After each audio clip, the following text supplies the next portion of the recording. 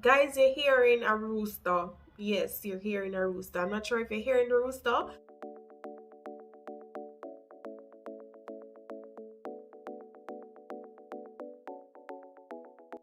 Hey lovelies, welcome back to the channel Romalee. I'm Romalee. Today's video will be super quick. Someone asked me the question, where can you work in China?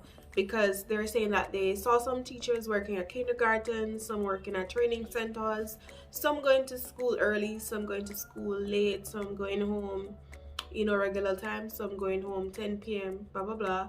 Yes, it's different for many persons. It depends on where you work and so on and so forth. So I think it's very important for me to explain to you where you can actually work here, the different levels that you can actually work here too. So that's what today's video will be all about. It won't be too long, just basically giving you the information on where you can actually work, and that's that. So when you're coming here, if you get a job, you can actually work at a place that's it's fitting for you. If you don't want to work on weekends, etc etc, you won't get caught up in that. All right, so let's jump into the video. So let's start off with where I work. I'm a kindergarten teacher, so obviously I work at a kindergarten. Now kindergarten has some kindergartens have babies there, like literal babies. So a lot of persons consider us as nannies. Currently I do not work with the babies. I work with the kids that are going to primary school, so I'm really teaching primary English. The kids in kindergarten here in China, some of them, they can be like 2 years old, almost 2 years old, to up to 6 years old, right? So that's K1, K2, K3. So K1 would literally be like the baby classes, like with literal babies in the classes, and then K2 would have the middle-aged kids, and K3 would be the kids who will be going to primary school. So the level is actually different for each class. So if you're the K3 teacher, or you're teaching K1, K2, K3, then that is what you have to expect. Now kindergartens will go from some 7, some 7:30, some 8, some 8:25, 8:30, thereabout. It will start at that time and will end around some kindergartens end at 4:30, 5, 5:30, probably 6 too, depends on what time you go in. So that's it for guys. You're hearing a rooster. Yes, you're hearing a rooster. I'm not sure if you're hearing the rooster, but I'm hearing that rooster. But anyways, that's what you do at kindergarten. That's what the hours are like at kindergarten. I mean, those are the kids at the kindergarten. Those are the hours that you will be at the kindergarten.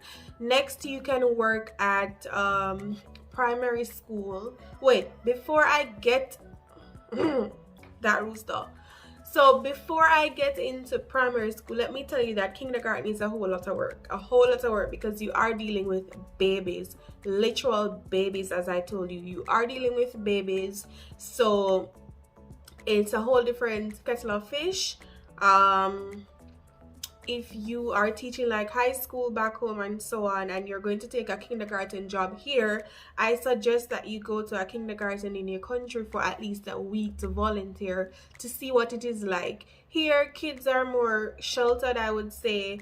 If you are a homeroom teacher, you will be staying with the kids all day, and you will literally be like their nanny. You have to take them to the bathroom, you have to help them with everything. But if you are just an ESL teacher, you will go to class when it's time to teach, and you will take the kids outside for outdoor play, and you will have your office time. I do not have outdoor plays because I'm teaching the K3 kids, but I do just only go to classes when I have my lesson. Yeah, so you can also be a middle school teacher. Now for middle school, it's less work.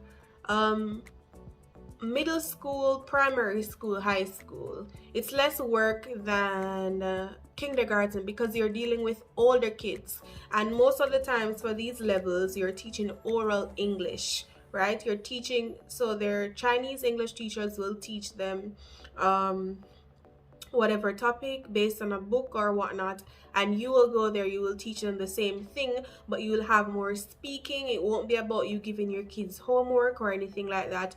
Unlike kindergarten, you don't need to dance and act silly so the kids will enjoy the lesson and so on. It's more of how, for example, we do it in Jamaica. You sit, you listen to what your teacher is saying, your teacher do whatever on the board, you follow. You have your exercises in your books and so on. That is really what you do at for primary school, middle school, and high school. These levels kind of tend to pay less too, because you don't do much, and oftentimes you're not at school unless you have a lesson. When I was teaching at middle school, it's what we would call high school in Jamaica, right? Because they have grade 7, 8, and 9. When I was teaching at that level, I literally taught less than 40 hours per month. Yeah, but I still got a full salary. So less than 40 hours per month, but I still got a full salary because I was only needed at school when I had a lesson, and I would have like one lesson on Monday, maybe 2 lessons on Tuesday in the evening for the evening period. So I would go to school at 2 and I would leave at 2:40, and that's it for my day. I would go to school at 10, leave at 10:40, and that's it for my day, right? On Friday, I would have a class early in the morning and then no class in the evening. So that was it. It wasn't much at all, but I absolutely loved the middle school because they're bigger kids. Many of them are fluent in English, so you can have more conversation with them. They were super curious every single day, so I really loved having a lot of conversation with them. That's middle school and high school, kind of the same thing. For primary school, you might need to kind of spice up your lesson for the kids to kind of dance and whatever to kind of understand. But for middle school, high school, none of that. You're not supposed to do any of that. Oral English, you go there, you talk to the kids. I used to just create PPTs based on where they are in the books. We read the books together. I teach them new words, we do summaries, etc. Now, you can also teach at a university here, but if you want to teach at the university, you need to have at least a master's degree, right? A master's degree or a PhD, preferably a PhD. You do way less work at the university. Maybe once or twice per week you will be needed to teach your class, and that's basically it. You're dealing with adults. Some of them majority of them will be like fluent in English. Some are learning English for the very first time too, so you'll have to take that into consideration. But super easy if you're an English teacher at the university. Now guys, I'm not sure if I can say this word on YouTube, but for the killer, training centers, for me, it's a no. For you, it can be a yes. But for kindergarten, primary, middle school, high school, university, you will get your Saturdays off. You'll get your Saturdays and your Sundays off, your weekends off. Unless it is a case where, they have this thing here, like, if the holiday falls like sometime in the week, you have to work on a Saturday or a Sunday to make that up. But that's a national thing. Everyone has to do that.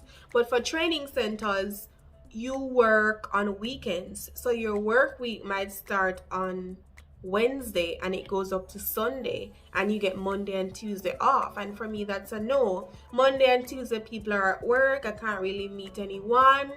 I need my weekends off to do my personal stuff, so for me, training centers are no. Training centers also start from like 2 p.m. to 8 p.m. or 10 p.m. I don't want that. Yes, you get to wake up late, blah blah blah blah blah, but no, I rather to go to work early and leave early, and I'll have something to do with the rest of my day, my personal stuff. But I don't want to go to work at 2 p.m.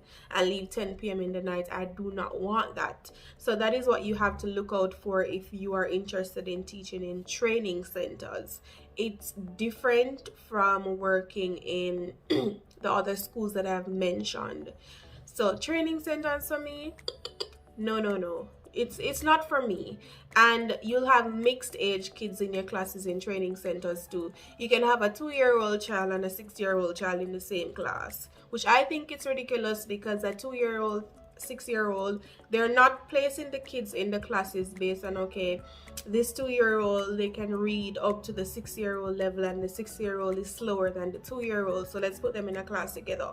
It's my daughter signed up, my son signed up for English lesson, your daughter signed up for English lesson, my son is 6, your daughter is 2, let's put them in the same class. That's it. So I do not like that. So I would not work at a training centers, but training centers, they pay well because of the sacrifices that you have to actually make for these jobs. And also, when the new policy came in effect, a lot of training centers, they had shut down, and because of that, I think it's not it's not a secure job. At any time they can say, okay, training centers will be closed down, no English should be taught there, you'll be out of a job. Of course you can get another job, but it's not something that I'd want to put myself in. You know, that's not something that I'd want to do. So yeah, that's it. Those are the places that you can actually work here in China. Make sure too that you are only working at the job that you came here to do. If you came here to work at a training center, work at that one training center and leave it at that. So yeah, that's it for today's video, guys. I hope you learned something on where to work here. So if you do receive a contract, you know what you're going to sacrifice, you know what you're going to give up for that job.